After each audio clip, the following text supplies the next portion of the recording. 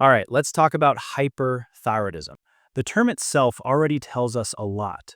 Hyper means excessive, and thyroidism refers to the thyroid gland. So, hyperthyroidism simply means that the thyroid gland is overactive, producing and releasing too much thyroid hormone into the bloodstream. The thyroid gland normally produces two major hormones.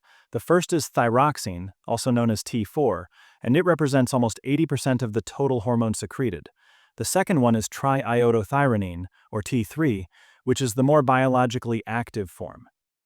Hormone balance is controlled through a very important regulatory pathway called the Hypothalamic-Pituitary-Thyroid axis. Here's how it works. Everything begins in the hypothalamus, which secretes thyrotropin-releasing hormone, also known as TRH. TRH travels down to the anterior pituitary gland, stimulating it to release thyroid-stimulating hormone, abbreviated as TSH. Once released into circulation, TSH reaches the thyroid follicular cells and triggers the synthesis and secretion of T3 and T4. These hormones then enter the bloodstream and start performing essential physiological functions, such as maintaining the basal metabolic rate, regulating body temperature, and influencing lipid, carbohydrate, and protein metabolism, as well as the overall function of the cardiovascular system. When T3 and T4 levels rise too high, they send a signal back to the pituitary and hypothalamus to reduce TRH and TSH production. This is called negative feedback, and it keeps the entire system in balance. However, in hyperthyroidism, this feedback mechanism becomes disrupted, meaning the thyroid gland produces excessive amounts of hormones regardless of TSH levels. There are several causes of hyperthyroidism. The most common one is Graves' disease, which accounts for around 80% of cases. In Graves' disease, the immune system produces TSI antibodies, also called thyroid-stimulating immunoglobulins. These antibodies bind to the TSH receptors and continuously stimulate the gland to grow, a process known as thyroid hyperplasia, and to produce excessive thyroid hormones. Another cause is toxic multinodular goiter. In this case, multiple independent nodules inside the gland become hyperfunctioning and start producing hormones without any need for TSH stimulation. A similar condition is toxic adenoma, also called a Plummer adenoma, but instead of multiple nodules, there is only one single hyperactive adenoma producing hormones autonomously. We also have subacute Quervain thyroiditis, which is a transient inflammatory condition most often following a viral respiratory infection.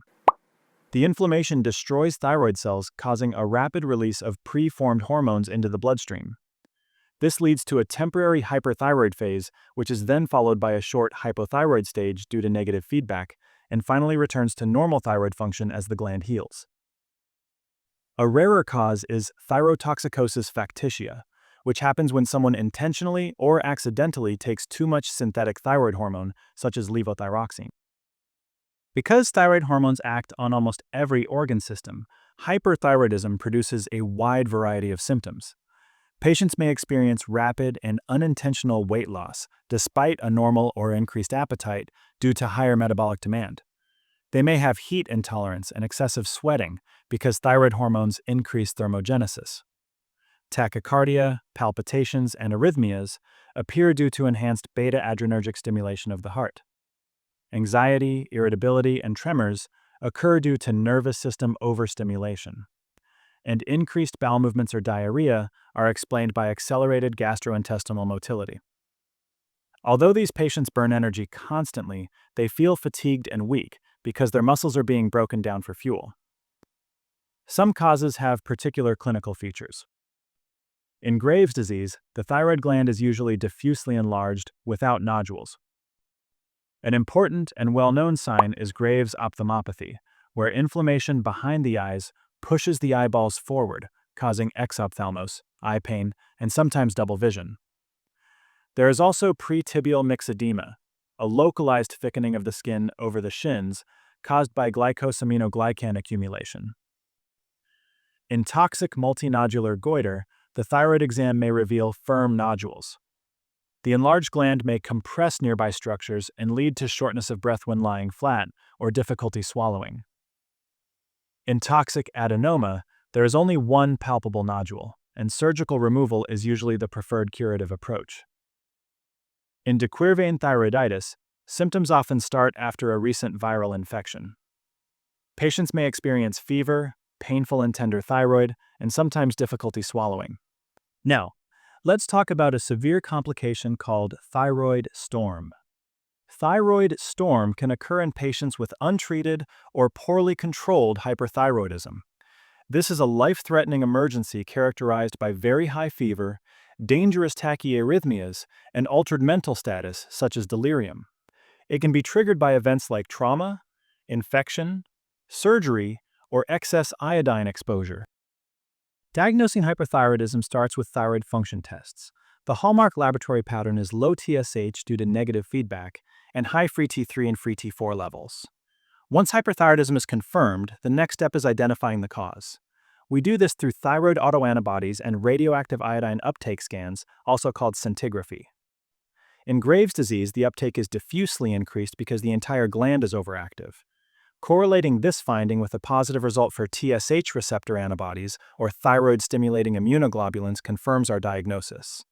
In toxic adenoma or toxic multinodular goiter, uptake is focal or patchy, limited to the hyperfunctioning nodules. On the other hand, in thyroiditis, the uptake is very low because the gland is not producing new hormones. It is simply leaking stored hormones due to inflammation. When treating hyperthyroidism, the main goals are to reduce symptoms, suppress hormone overproduction, and prevent long-term complications. Beta blockers like propranolol rapidly improve palpitations, tremors, anxiety, and heat intolerance by blocking the excessive sympathetic nervous system stimulation caused by thyroid hormones. To control hormone production, we use antithyroid drugs such as methimazole, which is first line in most cases, and propylthiouracil, which is preferred during the first trimester of pregnancy or in thyroid storm. Both medications may cause agranulocytosis, so a sudden sore throat or fever requires urgent medical evaluation. Methimazole may cause cholestasis, while propylthiouracil may lead to hepatotoxicity. In Graves' disease, we sometimes use a block-and-replace strategy, completely inhibiting thyroid hormone synthesis with high-dose medication and then maintaining normal hormone levels with carefully dosed levothyroxine. Definitive treatment options include radioactive iodine therapy, which gradually destroys hyperactive thyroid tissue. It is highly effective, but many patients eventually become hypothyroid and require lifelong hormone replacement. Surgical treatment, typically a total thyroidectomy, is reserved for very large goiters, compressive symptoms, suspicion of malignancy, or when other treatments are ineffective. I hope this video helped clarify this condition. If you found this video useful, don't forget to like, comment, and subscribe for more medical content. Thanks for watching, and see you